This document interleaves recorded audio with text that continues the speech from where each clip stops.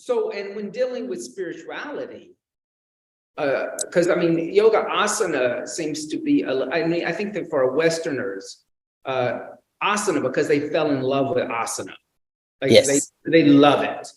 Yes. That's easier for them. It's when they get into a system like what we do here in this teacher training, where we actually introduce them to probably a lot more yoga philosophy, psychology, and spirituality than we do like just physical practice the whole time. And a lot of things that like I've introduced these guys to were different from the way I was taught, which was I gave them, like I said, here is a diverse system. All these systems are part of the same umbrella, but they see the world differently.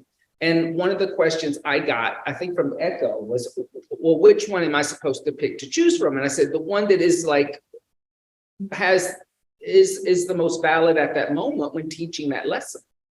Like, you know, like, and I see you do this very successfully, that you'll talk about a Jain tradition, or you'll talk about Hinduism, or you'll talk about Greek, or you'll talk about Christianity, and that you're able to mix these different ideas and concepts from different cultures together and draw the same, that they're trying to make the same point at some point. How do you tell them to do that? You see, it's like a buffet table. Everybody's hungry, but everybody will eat different things from the table, right? The vegan will eat something else. The vegetarian will eat something else. The person who loves pork will eat something else. The one who loves to eat chicken will pick something else. Someone who likes spicy food will pick something else. And that's what we work on. And I think it's like a buffet table. You have many, many things. You should be very clear on 2 or 3 points. One point is that all human beings are hungry and frightened. These are the 2 words I use all the time. And how do I come to this conclusion? I look at all animal species in the world. Every animal species preys on something and is afraid of a predator. Every animal species, every living organism in this world is preying on something. It's hunting for something, grazing. It's always looking for food. And it is always afraid it will become food. This is true for every living organism in the world.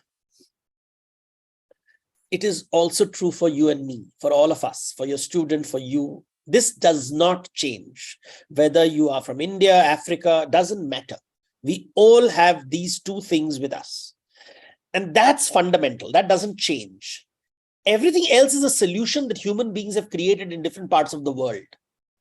The Aztecs created something, the Mayas created something, the Incas created something, the Greeks created something, the Chinese created something, the Japanese created something. Every tribe, every culture is trying to deal with only these 2 problems. Hunger and fear. Right. And this is something that if you keep this in mind, now hunger and fear is not just physical when it comes to human beings, it's also psychological.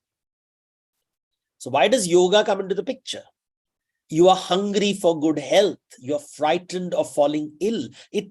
What draws us towards, when we use words like stress, I'm stressed out. What does it mean? My body is overwhelmed by hunger and fear. Right. Body's just it's taking a toll. My whole body's getting stiff because I'm terrified. Hunger and fear become the metaphor for the human condition. For the human condition. Right.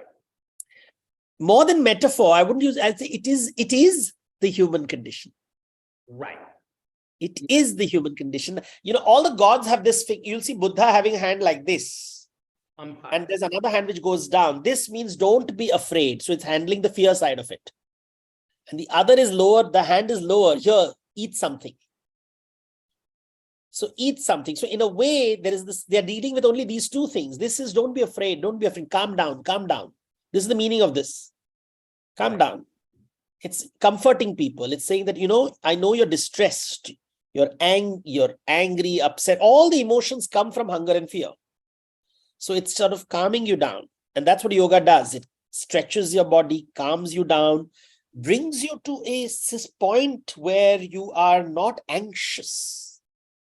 That's the whole idea. The whole idea of those exercises is to just get your body gets tight and tighter and knots itself in hunger and fear.